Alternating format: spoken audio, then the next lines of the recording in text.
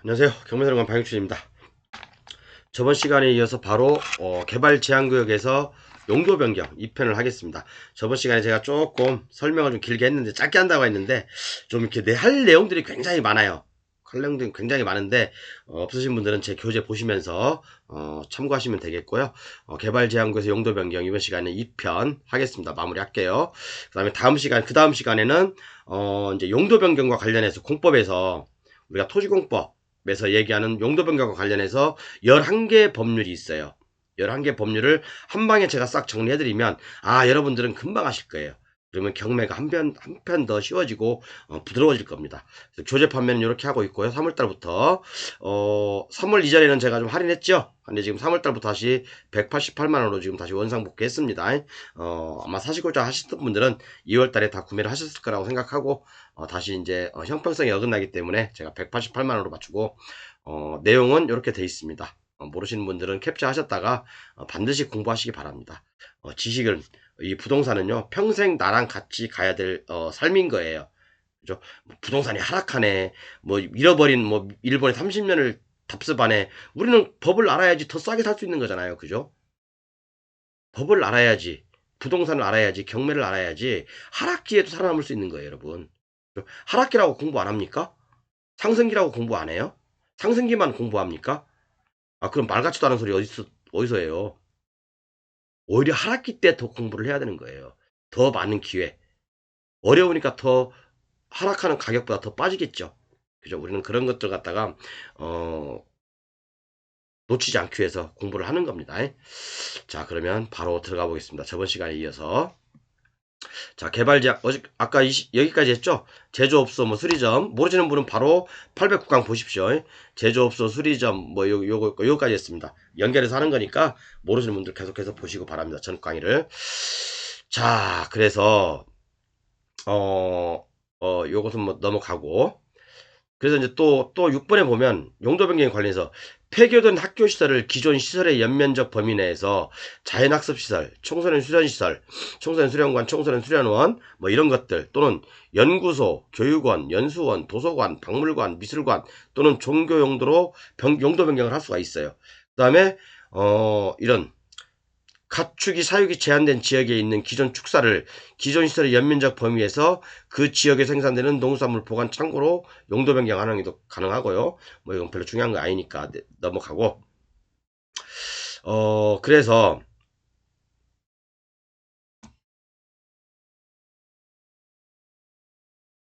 그래서 뭐 대충 이제 용도 변경은 이렇게 이제 8가지가 있죠. 10가지.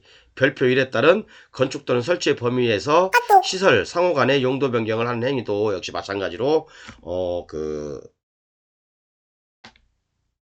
그린벨트에서 용도 변경이 허용되는 내용입니다.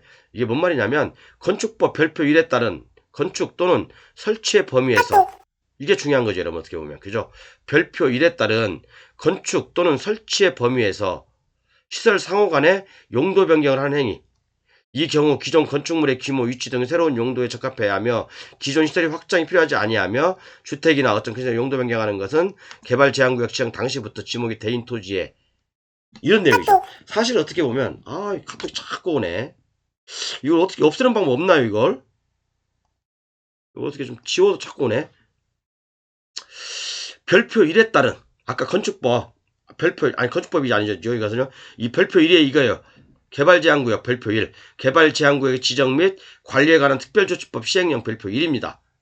그죠? 건축 또는 설치의 범위 똑같죠? 건축 또는 설치의 범위에서 상호간에 이 시설 상호간 이런 시설 상호 간에 용도 변경을 하는 행위는 그죠? 가능하다 이거예요. 그죠? 그러니까 예를 들어서 여기 실내 체육시설을 갖다가 뭐 실내 체육관으로 바꾼다든가 골프장을 갖다가 휴양 뭐 이런 것들을 바꾼다든가 그런 내용입니다. 그죠? 개발 제한 이 상호 간의 내용 시설 상호 간의 내용 그 시설은 서로 용도 변경을 할 수 있다. 그 내용을 얘기하는 겁니다. 그래서 여기 조금 더 내려볼게요. 예를 들어서 뭐 이렇게 잠실을 저장 창고로 또는 양어장을 사육장으로 뭐 작물 재배사를 퇴비사로 뭐 육모장 온실을 사육장으로 용도 변경하는 건 가능하다는 얘기입니다. 그죠? 시설 상호간이니까 이해 가시죠? 그죠? 우리 건축법에도 이게 있잖아요. 시설 상호간에는 건축물 관리대장 기재사항 변경 신청만 하면 된다. 그리고 위로 올라갈수록 허가, 밑으로 내려가면 신고. 이제 그런 내용을 제가 다 강의해드렸습니다. 아따 진짜 죄송합니다. 이게 자꾸 제가 이걸 어떻게 죽이는 방법을 몰라서 이 스트레스. 이게 참 요즘 이게 카톡이 엄청나게 어떻게 보면 소음공인 것 같아요. 그죠? 어떤 모임에 보니까 막 500명이 전체 단체 카톡이 있더라고요. 요즘 밴드가 좀 조용하니 좋잖아요. 근데 이제 이런 막 500명, 600명 그런 단체 카톡을 한데 다 모아서 카톡을 하는 건 조금 제가 볼 때는 좀 소음공이지 않을까 라는 생각도 해요. 이제 그런 부분들은 조금 단체 전체 카톡을 뭐 4, 50명, 5, 60명 정도야 뭐 그죠? 관계없지만 저도 이제 서해클럽 같은 경우도 밴드를 활용하지 전체 카톡은 사용하지 않거든요. 이런 부분은 굉장히 어떤 이에게는 굉장히 좀 안 좋을 수도 있다. 그래서 이제 이 카톡방, 전체 카톡방을 운영하는 분들은 한번 이런 부분도 심사숙고 해봐야 된다고 저는 생각합니다. 이런 것들은요. 자, 그래서 여기 한번 보면 여기 자주 하는 질문이 바로 그거예요. 그린벨트 내에서 야영장을 할 수 있냐? 할 수 있어요. 그린벨트에서 야영장 할 수 있습니다. 그런데 그린벨트 내에서는 그 각 시마다 배분 계획이 있어요. 배분 계획에 따라서 1년에 몇 번 뭐 어떤 조건이 있고 또 점수제가 있어요. 요것도 옛날에 다 강의했으니까 꼭 참고하십시오. 그린벨트 내에서 야영장 허가 가능하다라는 제목으로 제가 강의한 적이 있습니다. 자, 이번엔 좀 이렇게 두 번째 시간이라서 사실 특별히 중요한 것보다는 이제 판례를 제가 설명드리려고 여기 야영장 여기 있네요. 그죠? 야영장 보면 여기 보면 설치할 수 있는 시설의 수 여기 쭉 나와 있어요.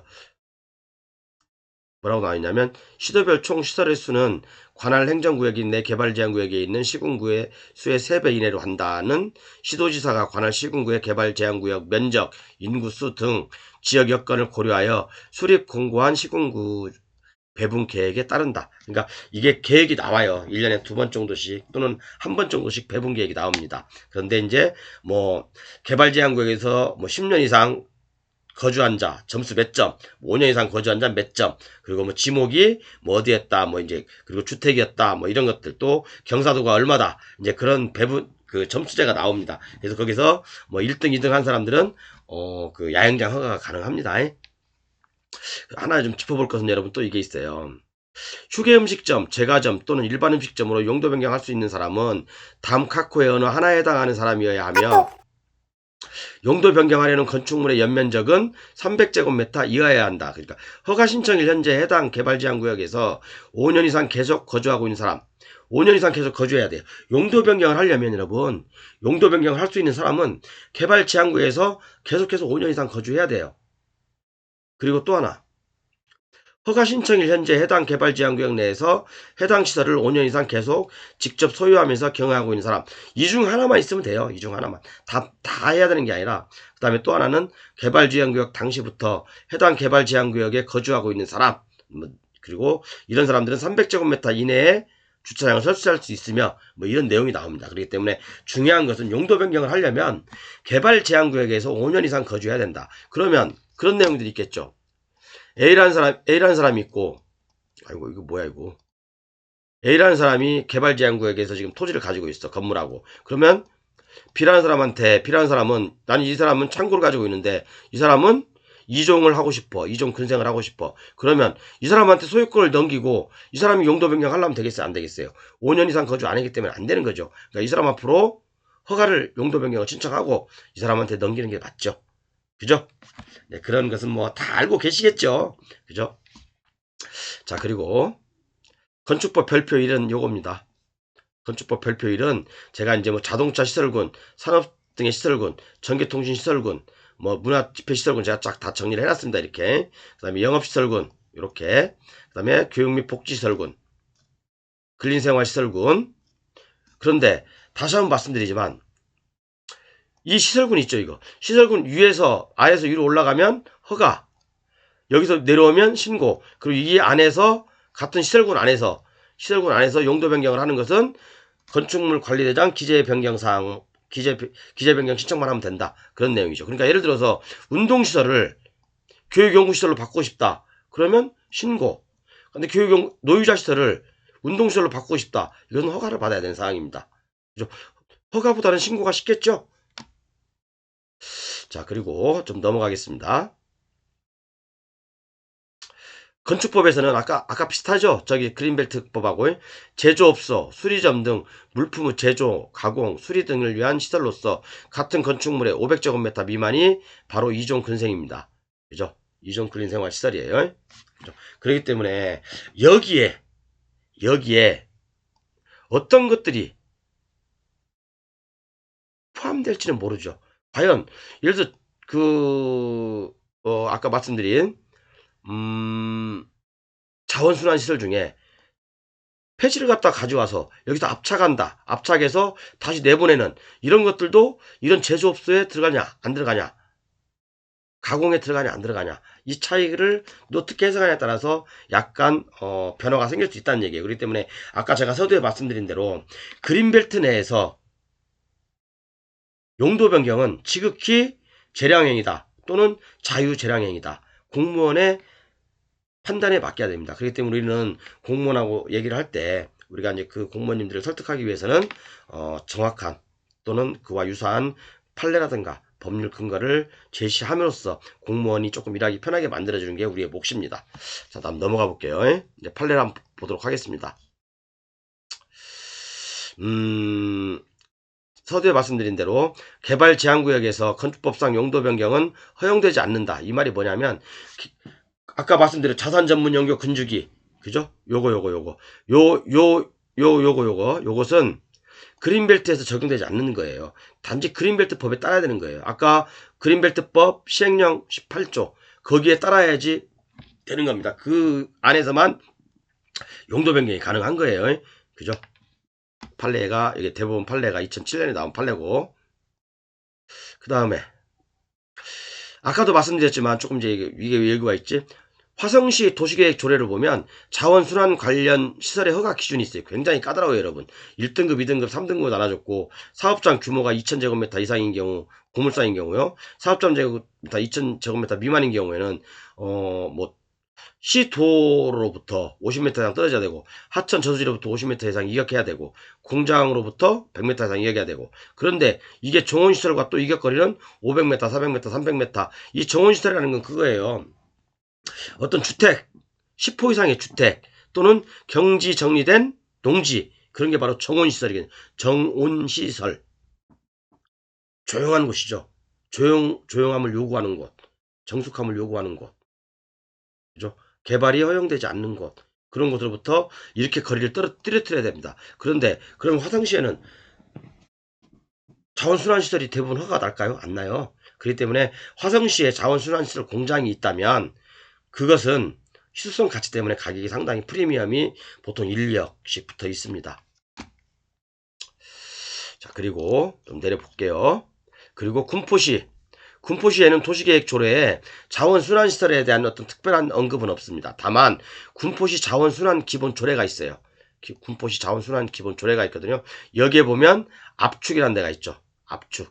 폐기물의 수집, 분리, 선별, 파쇄, 압축, 추출 등 환경물을 정하는 활동, 이런 것들을 자원순환 기본법에 의해서 군포시에서는 굉장히 장려하게 돼 있어요. 그죠? 그렇기 때문에 오히려 아까도 얘기했던 그런 것들이 가능할 수 있다라는 걸 제가 말씀드리고 싶습니다. 그리고 이게 이제 2018년에 나온 판례거든요. 요거 한번 제가 판례를 한번 읽어볼게요, 여러분. 굉장히 중요한 내용이에요. 이 판결이 뭐냐면 개발 제한구역이라 하더라도 공해가 적은 공장 업종으로 변경할 때는 허가를 해주라, 이 내용이거든요. 여러분, 이게 고등법원 판례인데 고등법원 판례가 대법원에서 뒤집힐 확률은 거의 많이 없어요. 그죠? 고등법원 판례가 대법원에서 뒤집힐 확률은 그렇게 많이 없습니다. 그래서 제가 이 고등법원 판례를 여러분들께 오늘 이 시간에 집중적으로 한번 설명을 해드리려고 그런 거예요. 자, 이 내용이 뭐냐면 가죽 공장을 하고 있었어. 그린벨트 내에서 가죽 공장을 하고 있었는데 이걸 레미콘 공장으로 용도 변경 가능하냐? 근데 여러분들 우리가 가만히 봤을 때 가죽 공장에는 각종 폐수라든가 오염물질이 많이 배출되겠죠. 레미콘 공장도 물론 배출 안 되는 건 아니에요. 배출되겠죠. 그렇지만 어느 게 더 유해하냐 무해하냐라는 것은 뭐 환경부 쪽에서 따져야 되겠죠. 그런데 고등법원에서 판결을 내리는 걸 제가 지금부터 읽어드릴게요. 굉장히 여러분들 그린벨트에서 용도 변경하는 데 있어서 이 판례가 아마 여러분들께 굉장히 소중한 판례가 되지 않을까라는 생각을 해봅니다. 이제 원고는 화남피역이에요. 화남피역은 개발제한국으로 지정된 고양시 덕양구 일대에서 가죽 제조 공장을 운영하다가 2017년 3월경 이 공장 부지에 새로이 공장을 건축해서 레미콘 제조업을 하겠다며 고양시에 공장 업종 변경 승인을 신청한 사건이에요, 이게. 그죠? 그런데 이제 고양시에서는 개발지원국법에 따라서 용도 변경을 할 수 없다라고 이제 불허했던 사건이거든요. 그런데 이제 화남피역의 의견은 레미콘 공장은 가죽 공장보다 수질 오염과 대기 오염 등 공해의 정도가 낮은 도시형 공장에 해당한다며 소송을 제기한 사건이에요. 그래서 화남피역의 주장이 그거죠. 개발제한구역법에 따른 건축물의 건축 또는 용도 변경 허가 신청에 대한 것이 아니라 산업집적 활성화 및 공장 설립에 관한 공장 업종 변경 승인 신청에 대한 것이라고 얘기를 한 거예요. 그죠? 얘기를 한 거예요. 개발제한국법에 따라서 우리는 공장 용도 변경을 신청한 게 아니라 산업지적 활성화 및 공장 설립에 관한 법률에 따라서 우리는 용도 변경을 신청한 것이다. 라고 돼. 근데 우리가 나중에 보여드리겠지만 산지법, 그러니까 산업지적 활성화 및 공장 설립에 관한 법률을 그냥 산지법이라고 할게요. 산업직접법에 보면 그런 내용들이 있어요. 첨단 산업으로 변경한다거나 아니면 공해도가 낮은 업종으로 변경하는 것은 허가한다라는 내용이 있어요. 자, 그래서 판결이 어떻게 나냐면 개발제한구역법이 산업직접법의 특별법이라고 볼 수 없으므로 고양시는 산업직접법에 따라 레미콘 제조업이 기존 가죽 제조업보다 공해의 정도가 낮은 업종에 해당하는지 등이 검토해서 업종 변경 승인 여부를 결정해야 한다고 주장하고 있죠. 산업직접법은 기존 업종보다 공해의 정도가 낮은 업종으로 아까 말씀드렸죠. 변경하는 경우 또는 과밀업체권 성장관리권역 자연보존권역에서도 업종 변경을 할 수 있어요. 또는 공해 정도가 낮거나 또는 첨단 업종으로 변경하는 경우에는 산업집적법에 따라서 용도 변경이 가능합니다. 다시 말씀드려서 과밀업체권, 성장관리권역, 자연보존권역 대부분 수도권이 다 포함되죠. 그죠? 수도권이 다 포함되어 있는 지역에서는 공해도가 낮은 업종이라든가 아니면 첨단 업종으로 변경하는 것은 산지법에서 허용하고 있다는 얘기예요. 그렇기 때문에 하나원팩에서 주장하는 건 그거죠. 산지법하고 개특법하고 틀리다. 개특법하고 틀리다. 다른 내용을 가지고 산지법에서는 허가하고 있는데 개특법에서는 왜 허가하지 않고 있냐. 그래서 이런 것들 하물며 과밀업체권, 성장관리권역, 자연보존권역에서도 업종 변경이 가능하다고 규정하고 있는데 파주시에서는 왜 그린벨트법을 적용해서 안 되냐고 하냐라는 겁니다. 그래서 판결이 그렇게 난 거예요. 결론이 이렇게 난 겁니다. 개발제한구역 내에 이미 설립되어 있는 공장의 업종을 공해의 정도가 낮은 다른 업종으로 변경하는 것을 금지해야 할 합리적인 이유가 없으므로 공해 정도가 낮은 업종으로 변경하는 것을 금지해야 되는 합리적인 이유가 없대요. 판결 내용이. 그래서 개발제한구역 내 공장에 대해서도 산업집적법이 적용됨에도 그러면 개발제한구역 내에 있는 공장은 산업집적법이 적용됩니까? 개특법에 적용됩니까? 예? 판례에 따르면 개특법이 아니라 산업집적 활성화법이 적용되는 거죠. 그래서 고양시가 이에 적용되는 법 조항을 제대로 검토하지 않은 채 승인 신청을 거절한 것은 위법하다고 판시한 거예요. 이 내용입니다. 이 내용. 이거 중요한 내용인데 빨간색으로 안 했네? 이게 제일 중요한 건데. 자, 그래서 판시 내용은 이렇게 쭉 내용들이 있거든요. 여러분들 한번 읽어보시고. 자, 그래서 결론을 말씀드려보면 그겁니다. 과밀업체권, 성장관리권역 또는 자연보존권역에서 업종 변경을 할 수 있는 요건을 규정하면서도 개발제한구역 안에 있는 공장에 대하여 그 적용을 배제하거나 제한하고 있지 않다. 산업직접법은 그죠? 개발 제한구역에 대해서 그러니까 어떤 걸 먼저 우선순위냐 이거죠. 그죠? 여기서는 공장이니까 산업직접법을 따라야 된다. 라고 하고 고양시청에서는 파주시청인가요? 거기에서는 그린벨트니까 그린벨트법을 따라야 된다. 라고 얘기했는데 결국에는 판사님들이 자 산업직접법에 따른 공장이다. 산업직접법에 따른 공장이기 때문에 개발 제한구역 법을 따르지 않아도 된다. 산업직접법에는 개발 제한구역 안에 있는 공장에 대해서 그 적용을 배제하거나 제한하고 있지 않다라고 얘기를 한 거예요. 그렇기 때문에 산지법을 따라야 된다. 산지법에는 법령의 문헌에 따라서 개발지원과 안에 있는 이미 설립되어 있는 공장의 업종을 공해의 정도가 낮은 다른 업종으로 변경하는 것을 금지해야 할 합리적인 이유도 없는 점 등에 비춰보면 개발 제한구역 안에 있는 공장에 대해서도 산업직접법 시행령 27조 어쩌고 적용된다고 봐야 된다. 그래서 산지법 27조 3호가 뭐냐면 요거예요. 20조. 그 다음에 20조 3항 1항 요거 뭐라고 되어 있습니까? 공장의 설립 승인을 받은 공장 또는 어쩌고저쩌고 등록한 공장이 다음 항목의 어느 하나에 해당하는 경우는 용도 변경을 할 수 있다. 공해의 정도가 낮은 업종으로 변경하거나 첨단 업종으로 변경하는 경우 별표 1에 이 마목에서 그죠? 그리고 또 기술 집약도가 높고 기술 혁신 속도가 빠른 업종으로 산업통상구역을 정하는 업종 이런 것들에 대해서는 공장이라 하더라도 그죠? 과밀억제권, 성장관리권역, 자연보정, 하물며 자연보정권역 안에서도 용도 변경을 해야 된다 이거예요. 용도 변경을 해주라 이거예요. 이해 가셨죠?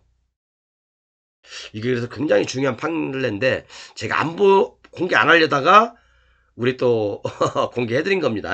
물론 교재 가지고 계신 분들은 다 있으니까 이거 뭐 캡처하거나 막 그렇게 하지 마세요. 그거 언제 캡처하고 막 그 교재가 막 누더기 되니까 다 있으니까 교재예요. 이해 가셨죠? 요 내용입니다.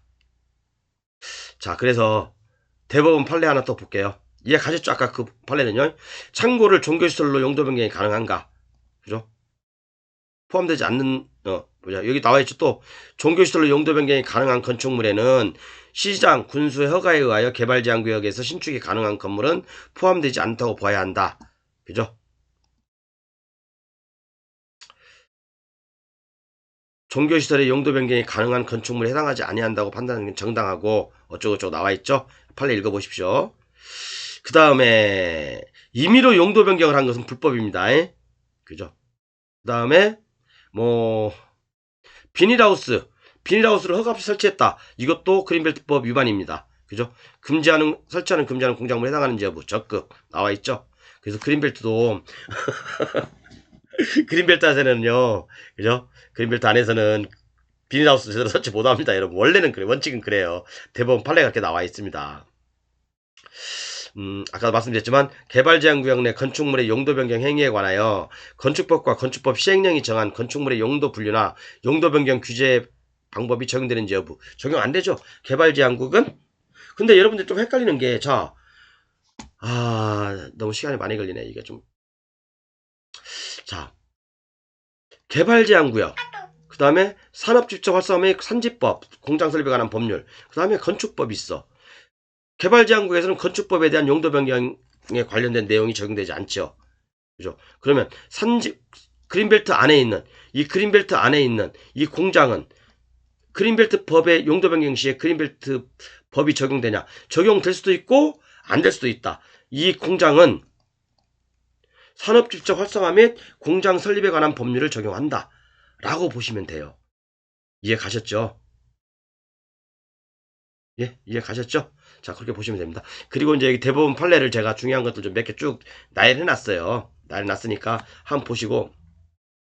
그 다음에 이제, 개발, 13조에 보면 개발 제한구역 내 주무관청의 허가를 받아야 하는 개발행위 사항, 이렇게 쭉 별표 1에 나와 있습니다. 그리고 그린벨트 개발지 주무관청이 신고하고 할 수 있는 사항들. 신고하고 할 수 있는 사항들은 제10조에 나와 있어요. 그러니까 이게 그린벨트 내에서 신고하고 설치할 수 있는 시설들에서 그것만 전문적으로 강의하는 사람도 있는데 그런 건 알 필요도 없고 그냥 여러분 이거 읽어보시면 돼요. 10조에 나와 있습니다. 신고 대상 19조에 신고 대상 다음 각호와 같다. 주택 근린생활시설 이런 것들이 쭉 나와 있습니다.